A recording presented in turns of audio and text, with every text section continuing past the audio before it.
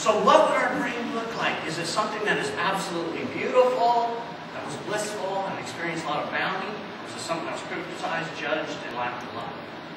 If it's the later, then that's what we have been fighting for a majority of our life, how to overcome. And what I'm going to share with you today is how is it that we can overcome anything that's developed early on in our life. And then one of the most elevated states of consciousness that will have a direct impact on the development of our brain is moving to that state of bliss. When we make that a desire, an intention, that we wake up each morning and going, how can I find that moment or two of bliss or longer? You see, once we touch bliss, we only have to touch it for a second or two. You can't go back. Because once you have it, then you're going, okay, that's where I want to live and elevate my life out here outwardly to live in a place that equates to what I'm feeling on the inward side. So I know that if I am connected to my bliss internally, then what I want to make sure is that I am doing everything around my life, around my physical life, my external life, to equate to the internal feeling that I'm having. When I'm in that place of constant awareness of my inner bliss, then I can create an external life that is harmonious, trusting, loving, kind, compassionate, and giving, forgiving, and everything that we desire outwardly, but that we do not seek inwardly. And so when we find that place of consciousness within ourselves, then we bring it into a place and we make sure that our relationships are in alignment with that internal feeling. And when we're not, then guess what we start doing? We start having to do a little sculpting. How many of us would like to sculpt out of our life a few people that don't always support our bliss?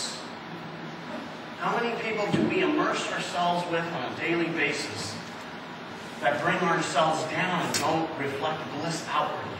And you know a place where that's found a lot? What I just said, when we immerse ourselves in an environment that does not reflect our inward bliss a lot, you know what that creates? It's called stress.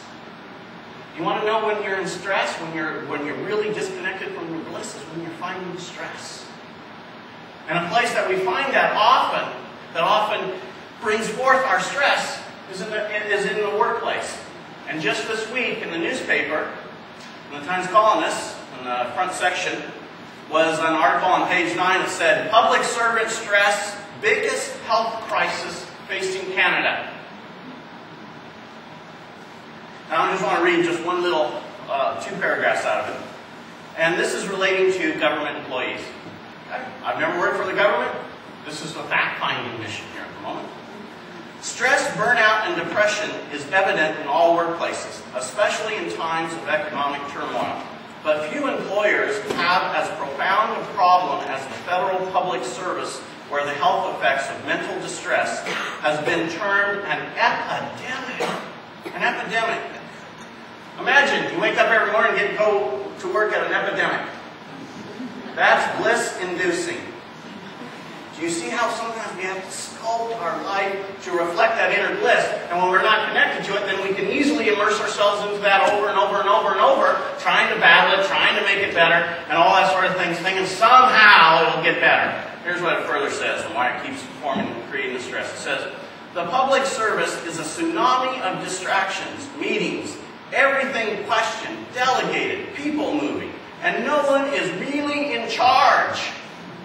Who is in charge of our political system and our government? Said William Wilkerson, the psychologist or the scientist that did the research. It's the most transient, fluid, unsettling work environment on the planet. So why wouldn't people be anxious and in distress? They are human beings. So if you look and examine the last week you went through, this is just your last week, last month, how much time did you feel stressed? How much time did you feel out of sorts with yourself and with those around you? Those are direct reflections to the times that we have strayed from being connected to our inner bliss. You see, when we come into the world, and this is what is so awesome about having a daughter that just turned 1, is that she is reinforcing all these truths, and she's reminding me of these spiritual truths that I sometimes have become disconnected to and wanted to forget or negate, is that what our jobs as parents is for our children as they're coming for those first 3 years, the most critical time, is to make sure they don't disconnect from their inner bliss. To make sure that we create the world around them that's safe and that it's nurturing and that there's something inside of their soul that stays connected to that higher place that we said in our affirmation, our congregational affirmation, where heaven and earth meet. That's where that bliss is. It means where spirit meets our human body. It is where our divinity meets our humanity. There is a place somewhere in our heart, mind, brain, wherever it is, in the depth of our being, that those two come together. And what our job is as parents is to make sure that never gets disconnected. Because when it gets disconnected, then we spend most of our life, or much of our life, struggling to get reconnected to it. But what our parents' job is to hold a sacred space, to create a sacred sanctuary, that environment that that little child's brain is developing in is just wrapping itself around bliss, around peace, around understanding, around a knowledge that it is a divine connection of God, a divine extension, a divine expression, which is what all of us are, but we're like that producer and we negate that truth. To say that we have as much God inside of us as Gandhi, Buddha, Muhammad, Allah had, is to understand that we are these divine creations. But how many of us, our brains just go, no, they're not, no, we're not. You are gifts. You are divine, beautiful beings. When we take a moment to get to know each other and look through into another's eyes, and we can look in their soul, and we can see something beyond the worry, beyond the fears, beyond the sadness, beyond the grief, beyond the stress. We can see something that is divine. And that's what we're all looking for, is a divine connection. But oftentimes we keep looking outwardly when we first have to seek it inwardly. And when we connect with it inwardly, it is overwhelming because bliss is exhilarating. It is powerful. It is uplifting. It is paradise. It is really the most incredible sense of awareness that is waiting there to bless us at any moment of our life. About bliss. Bliss is a spiritual joy. It is complete and perfect happiness. It is ecstasy. It is heaven. It is paradise. It is enjoyment. It is happiness, delight, pleasure, and harmony. But bliss is not something that you have to do anything about. It is already there, around you. It is in your environment. It is not something that we go out here to seek, that we seek at another's house, or that you have to come here to seek. All this is doing is reinforcing who you are. You are magnificent, blissful beings. That is your truth. And when we extend that to each other, it is then that we can create an environment that we can't wait to get to work in. But it takes sometimes that one person to have the courage to say, you know what? I want to hold the consciousness of bliss here. When we're in that state of bliss, my gosh, do we make a difference in not only our life, but it's catchy to those around us. It's so catchy. You see, in life, so oftentimes, we want to be extraordinary. How many of us have been told that it's important to be extraordinary? Don't just be ordinary, but be extraordinary. What if I told you life was really about the opposite of that thought? Would you be open to it? And that thought is my request of you. And that is, in life, the most extraordinary thing is to be ordinary. See, everybody wants to be extraordinary. That is very ordinary.